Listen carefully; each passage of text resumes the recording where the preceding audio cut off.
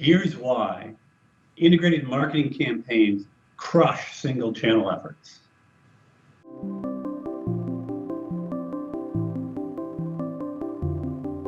Hey everybody, Eric Enga here. I'm the principal of the Digital Marketing Solutions Business Unit at Proficient. And with me today is Brian Weiss, who is the lead acquisition marketing strategist for the Digital Marketing Solutions Business Unit at Proficient. Thanks for joining us, Brian. Well, thanks for having me. Sure. So, Brian, why don't we start by having you talk a little bit about how you define an integrated marketing campaign versus like a single channel effort? Sure. Well, let's say you're running a military campaign with an Army, a Navy, and an Air Force, and you would probably want those groups to be in communication with each other, sharing intelligence, not getting in each other's way, trying to support one another. It'd be kind of crazy not to do that. Although there's probably times when they don't, right?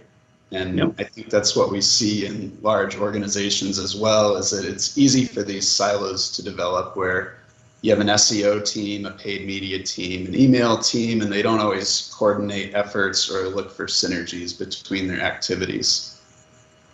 Yeah, I've seen it a lot as well. So what do you do to foster that process so that you get those synergies to develop? Well, to start off, you want to have a campaign manager who understands the strengths and weaknesses of each channel and when it's going to make the most sense to be investing in different activities. So, for instance, SEO is going to take some time to get going. If we're launching new pages, it may be 3 to 4 months before they start to get any traction, whereas with paid media, we can almost immediately start testing different messaging, different audiences, different offers, and we can see what works. Right, so once you learn what messaging gets the biggest response, you can work that into your other channels. Exactly. And at the most basic level, just sharing learnings in a timely way can help to accelerate efforts.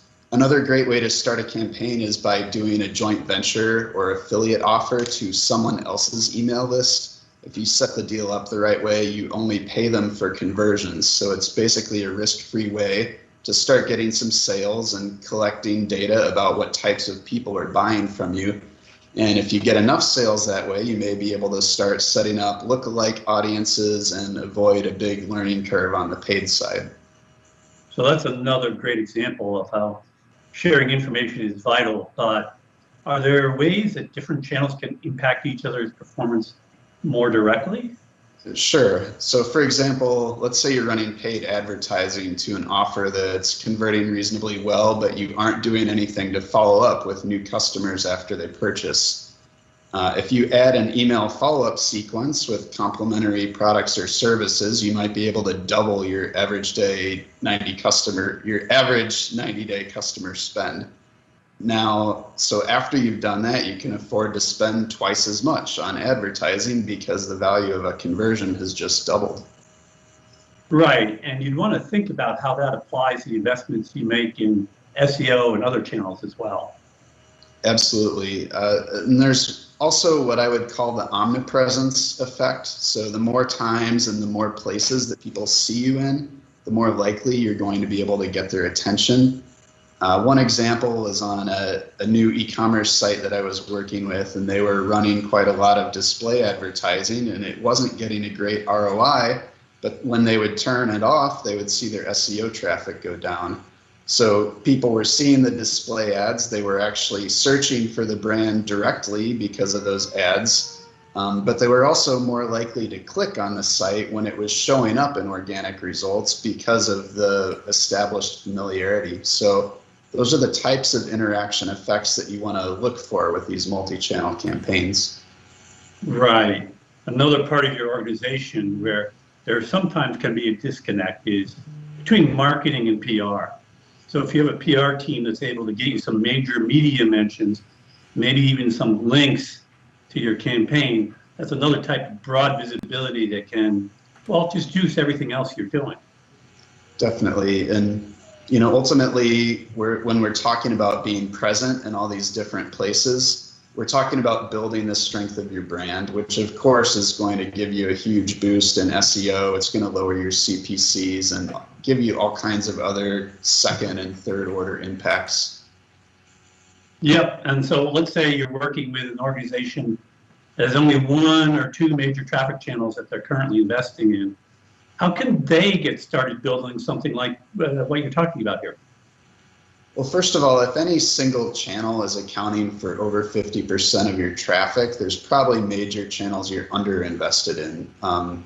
Maybe the one exception there is direct traffic. That might just be a sign of a really strong brand. But if you're looking for ideas, you can try and see what your competitors are investing in. There's a number of different tools that'll help to show where their traffic is coming from and what kind of advertising they're running on different platforms as a starting point.